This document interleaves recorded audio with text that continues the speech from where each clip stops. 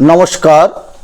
আজ থেকে 121 বছর আগে অবিভক্ত বর্ধমান জেলার চুরুলিয়া গ্রামে বিদ্রোহী কবি নজরুল ইসলাম জন্মগ্রহণ করেন 25শে মে।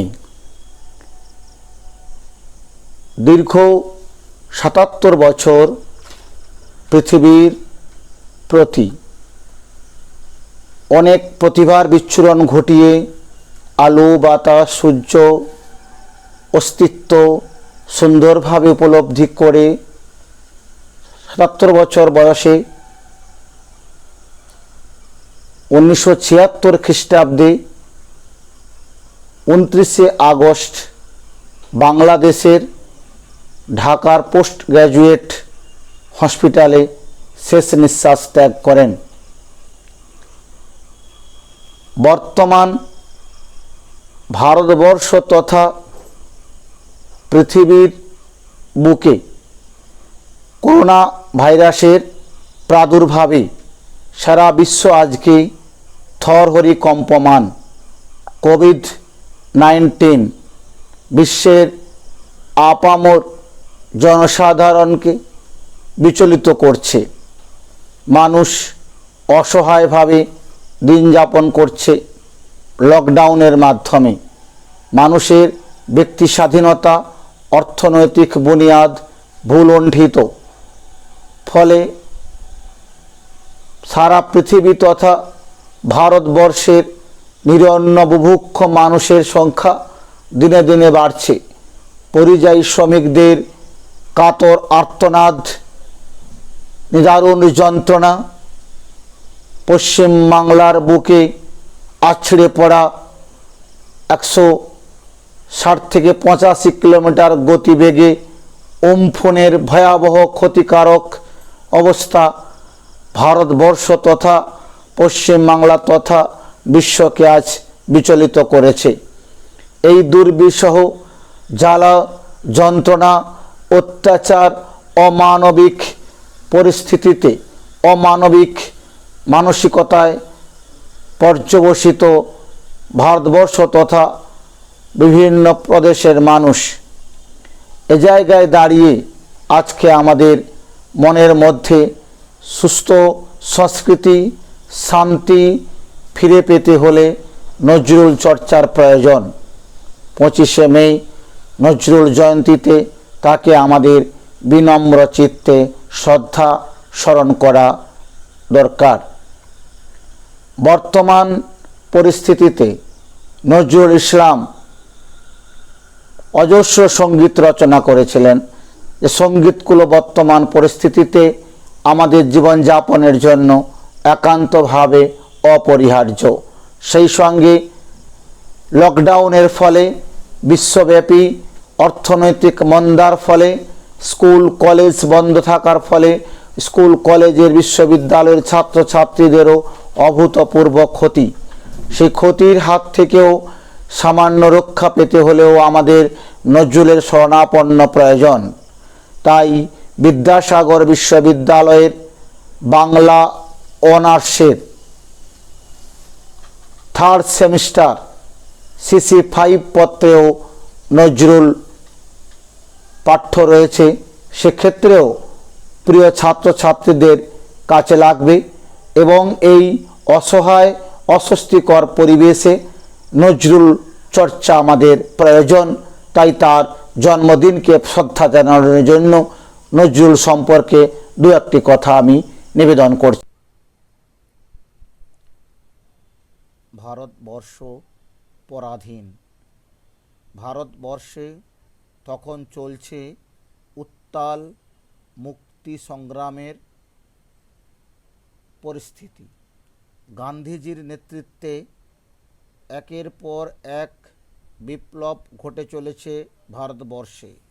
অসহযোগ আন্দোলন সারা বাংলাদেশের অভ্যন্তরে প্রবেশ করেছে। ঠিক সেই সময়ে দৃপ্ত কণ্ঠে বিদ্রোহের বাণী নিয়ে বাংলা কাব্যজগতে আবির্ভাব হলেন নজরুল সমসাময়িক যুগ চেতনায় তাঁর কাব্যের মোড় ঘুরিয়ে দিল। ব্রিটিশ সরকারের অত্যাচারের প্রতি তার বিদ্রোহী এদেশের জমিদার, মালিক, সুদখোর মহাজনদের বিরুদ্ধে। এদের অত্যাচারের বিরুদ্ধে নজরুল এসেই যে বিদ্রোহের বাণী সঞ্চারিত করে দিলেন, তার তেজ ভবিষ্যতে কখনো স্তিমিত হয়ে পড়েনি। তাই রবীন্দ্রনাথের পর বর্তমান কাব্য আন্দোলনের মধ্যে সঠিকভাবে কেউ যদি কবিতায় মোড় ঘুরিয়ে থাকেন, তিনি হবেন নজরুল। স্বয়ং বুদ্ধদেব বসু স্বীকার করেছেন, সব কটা জানালা খুলে নতুনের হাওয়া প্রথম যিনি সবেগে বইয়ে দিলেন, তিনি নজরুল ইসলাম। নজরুলের ছিল তৃপ্ত কণ্ঠস্বর, অব্যবহিত আঘাতের শক্তি। তাই রবীন্দ্রনাথ ও আধুনিক কবিদের মধ্যে তাঁকেই আজ উজ্জ্বলতম সেতু বলে মনে হয়। কবি নজরুল আয়ু পেয়েছিলেন ৭৭ বছর, সচেতনভাবে বেঁচেছিলেন মাত্র ৪৩ বছর। ২৩ বছরের কবি ও কর্মী জীবন তাকে দিয়েছে চিরজীবনের সম্মান। অবিভক্ত বর্ধমান জেলার চুরুলিয়া গ্রামে কবির জন্ম। বাল্যেই পিতৃবিয়োগ এবং দারিদ্র্যের দুভাগে জীবনের সূচনা। ভৃত্যের কাজ থেকে শুরু করে ৪৯ নম্বর বাঙালি পল্টনে যোগদান পর্যন্ত বিভিন্ন পেশার মধ্য দিয়ে অভিজ্ঞতা সঞ্চয়। তারপরে পরাধীন ভারতে ইংরেজ শাসন ও শোষণ, সামন্ততন্ত্র ও জমিদারের অত্যাচারে প্রজাসাধারণের দুর্দশা, ধর্মীয় বিদ্বেষ, জাতিভেদ ও সাম্প্রদায়িকতা, রাজনৈতিক উৎপীড়ন দেখে অগ্নিক্ষরা প্রতিবাদে মুখর হয়ে ওঠা। অন্যদিকে প্রেম, প্রণয় ভঙ্গি, বিবাহ বিচ্ছেদ ইত্যাদি ঘটনার প্রতিক্রিয়া, প্রেমের আবেগে একের পর এক কবিতা লিখে যাওয়া। ঢাকা বিশ্ববিদ্যালয়ের ছাত্রী ফজিলতুন্নেসার কাছে প্রেম নিবেদন ও প্রত্যাখ্যান। রানু সোমকে গান শেখাতে গিয়ে অপ্রিয় ঘটনা। দৌলতপুর সৈয়দা খাতুন ওরফে নার্গিসের সঙ্গে বিবাহ বিচ্ছেদ। কুমিল্লায় ধীরেন্দ্র সেনগুপ্ত ও গিরিবাল্লার কন্যা দোলন চাপা আশালতা ওরফে প্রমীলার সঙ্গে প্রণয় ও বিবাহ। শনিবারের চিঠিতে সেই নিয়ে আলোচনা, প্যারোডি রচনা ইত্যাদি। অতীত দিনের স্মৃতি, যার কথা কেউ ভোলে না কেউ ভোলে। কাজী নজরুল ইসলামের কয়েকটি কাব্যগ্রন্থ আমি আলোচনা করে নিচ্ছি। অগ্নিবীণা ১৯২২, বিষের বাঁশি ১৯২৪, ভাঙার গান ১৯২৪, ছায়ানট ১৯২৪, সাম্যবাদী ১৯২৫, সর্বহারা ১৯২৫, ফণী মনসা ১৯২৭, সিন্ধু হিন্দোল ১৯২৭, চক্রবাক ১৯২৯, প্রলয় শিখা ১৯৩০ ইত্যাদি। ঘটনাবহুল নজরুলের জীবনের মতোই তার কাব্যের পটভূমিকাও বৈচিত্র্যময় এবং বিভিন্ন বৈচিত্র্যের কল্পনায় নজরুলের কবিতাকে তিনি সমৃদ্ধ করেছেন। আমরা তার কবিতাকে দুভাগে বিন্যস্ত করতে পারি, বিষয়নিষ্ঠ ও বাস্তব প্রধান, ব্যক্তিনিষ্ঠা ও কল্পনা প্রধান। প্রথম পর্যায়ে কাব্য কবিতার মধ্যে সমাজের অর্থ, রাজনৈতিক অবস্থা ইত্যাদি বিষয়ে নানা সমস্যা, বিদ্রোহ, বিক্ষোভ, অভিজ্ঞতা, অভিযোগ, স্বদেশ, যুদ্ধ, ঘোষণা ইত্যাদি দেখা যায়। দ্বিতীয় পর্যায়ে বিশুদ্ধ লিরিক বা কবিমনের ভাব উচ্ছ্বাস, ব্যক্তিময়তা বা মৃন্ময়তা প্রাধান্য পায়। যদি নজরুলের সমগ্র কাব্য কবিতাকে সঠিক বিশ্লেষণের দ্বারা বিভিন্ন বৈশিষ্ট্যে বিভাজন করা যায়, সেক্ষেত্রেও আমাদের কিছু ভাবনা চিন্তা করতে হবে। নজরুলের চিন্তাভাবনার সঙ্গে বর্তমান লকডাউন পিরিয়ডে জটিল মনস্তত্ত্ব সমাজ ব্যবস্থায়ও নজরুলের ভাবনার প্রয়োজন। নজরুলের কবিতায় আমরা দেখতে পাব নজরুলের বস্তুনিষ্ঠ ও বক্তব্য প্রধান। কবিতাগুলোর মধ্যে আমরা পাব বিদ্রোহী, ফরিয়াদ, সাম্যবাদী এবং অন্ধ স্বদেশ, দেবতা, কাণ্ডারি হুঁশিয়ার প্রভৃতি উল্লেখযোগ্য। এই কবিতাগুলোর মধ্যে বিদ্রোহ ও সমাজ ভাবনার ছাপ প্রতিফলিত। এই সব কবিতার মধ্যে রাজনৈতিক চেতনা, বিদ্রোহের দীপ্তি, দাহ যুগ মানুষের বৈশিষ্ট্য রূপে প্রকাশ লাভ করেছে। আমার কৈফত কবিতায় তিনি স্পষ্টতই বলেছেন, প্রার্থনা করো যারা কেড়ে খায় ৩৩ কোটি মুখের গ্রাস, যেন লেখা হয় আমার রক্ত লেখায় তাদের সর্বনাশ। বর্তমান লকডাউন পিরিয়ডে অর্থনৈতিক দুর্বলতা যখন চলছে, চারিদিকে মহামারী, হাহাকার, এইরকম একটা অবস্থায় আমাদের নজরুল ইসলামকেই স্মরণ করতে হয়। তার সেই বিদ্রোহ কবিতায় কবি নজরুল চিৎকার করে ঘোষণা করছেন, আমি সেই দিন হব শান্ত, উৎপীড়িতের ক্রন্দন রোল আকাশে বাতাসে ধ্বনিবে না, অত্যাচারীর খড়গ কৃপান ভীম রণভূমে রনিবে না।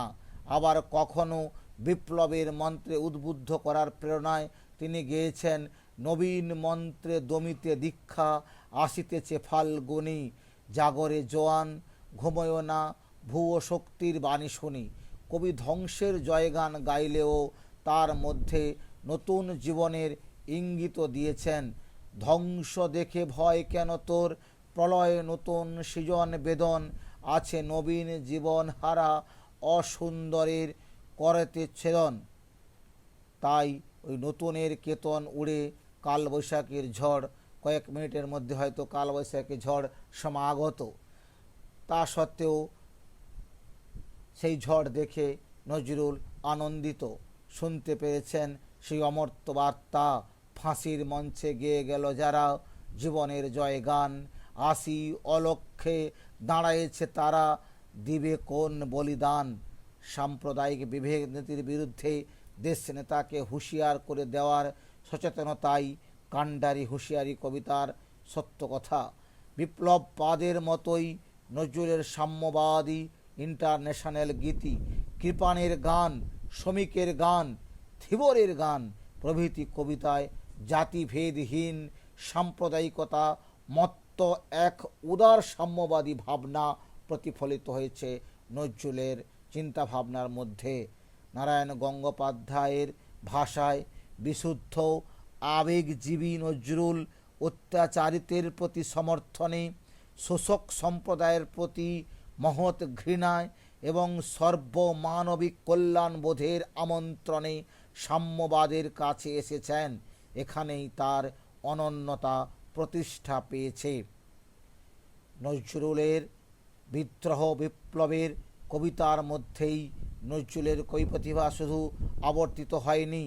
বাতায়ন পাশে গুবাক তরুর সারি, গানের আড়াল আমি গাই তার গান প্রভৃতি কবিতায় আমরা দেখব প্রেম প্রকৃতির অপূর্ব সমাহার নজরুল অনুভব করেছেন। যেমন বাতায়ন পাশে গুবাক তরুর সারি কবিতায় কি আশ্চর্য সুন্দর প্রেম আত্মপ্রকাশ করেছে। নিশিথিনী চায় দূর বন ছায়া, তন্দ্রায় ঢোলো ঢোলো, ফিরে ফিরে চায় দুহাত জড়ায়ে, আঁধারের এলো চুল। কবি মুসাফির নজরুল কুমিল্লায় থাকাকালীন তাঁর ঘরের জানালার পাশে গুবাক তরুর সঙ্গে সখ্যতা গড়ে উঠেছিল। কোনো এক অনামিকা প্রেমিকার কাছে হৃদয়ের নিবেদনের মুহূর্তে তার স্মৃতিচিত্র কবিকে আলোড়িত করেছে। আবার গানের আড়াল কবিতায় ও রোমান্টিকতার বিরহ মাধুর্যে মনোহর। জানায়ও আমারই যদি আসে দিন, এইটুকু শুধু যাচি, কণ্ঠে পরায়ে হয়েছে তোমার হৃদয়ে কাছাকাছি। শিশু বিষয়ক কাব্য কবিতা নাটকেও নজরুল অনর্গল ছিলেন। তার খুকু ও কাঠবেড়ালি, প্রভাতী, লিচুচোর, ঝুমকো লতায় জোনাকি, মটুক মাইতি, বাঁটফুল রায়, ঘুমপাড়ানি গান, আমি যদি বাবা হতাম, বাবা হতো খোকা, সাত ভাই চম্পা, শিশুর জাদুকর ইত্যাদি কাব্যগ্রন্থগুলি এই পর্যায়ে যথেষ্ট উল্লেখযোগ্য। খুকুর চোখে কাঠবিড়ালির যে জীবন্ত অবয়ব ফুটে উঠেছে তা সত্যই চমৎকার। দাঁত দেখিয়ে দিচ্ছে ছুট, অমা দেখে যাও, কাঠবিড়ালি তুমি মরো, তুমি কচু খাও। সমগ্র দৃশ্যটি যেন শিশুর কণ্ঠস্বর সহ একটি শ্রুতিময় চিত্র ফুটে উঠেছে। তার পুতুলের বিয়ে নাটকে শিশু মনের উপযোগী নাটক ও কবিতার সমাবেশ দেখা যায়। সঙ্গীতের ক্ষেত্রেও নজরুল ইসলাম অনন্য। প্রায় 3000 সঙ্গীত তিনি রচনা করেছেন। গান রচনায় নজরুল স্বরাজ্যে স্বরাট। তার রচিত গান নজরুল গীতি নামেই পরিচিত।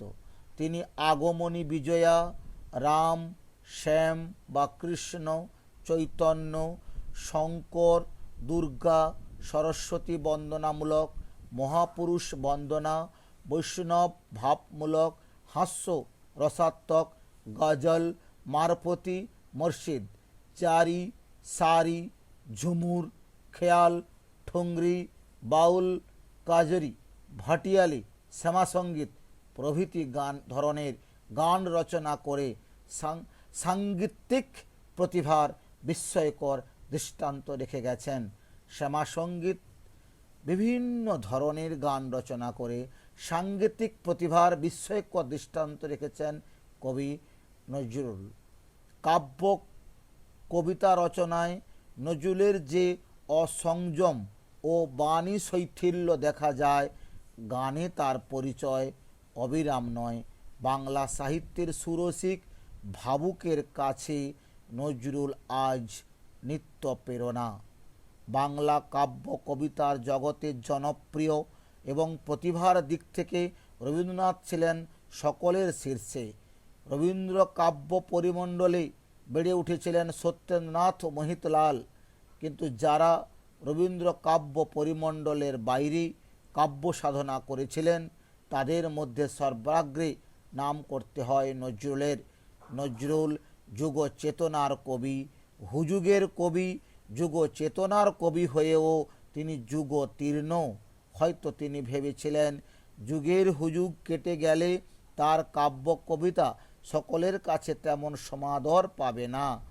পরোয়া করি না বাঁচি বা না বাঁচি, যুগের হুযুগ কেটে গেলে, কিন্তু যুগের হুযুগ কেটে যাওয়ার পরও তিনি বেঁচে আছেন। 121 বছর পরও আমরা তাকে ভুলে যাইনি, ভোলার কথা নয়। আজও আমাদের মনে রাখতে হয় তার সেই অমর বাণী, মানুষের চেয়ে বড় কিছু নাই, নহে কিছু মহিয়ান। নমস্কার।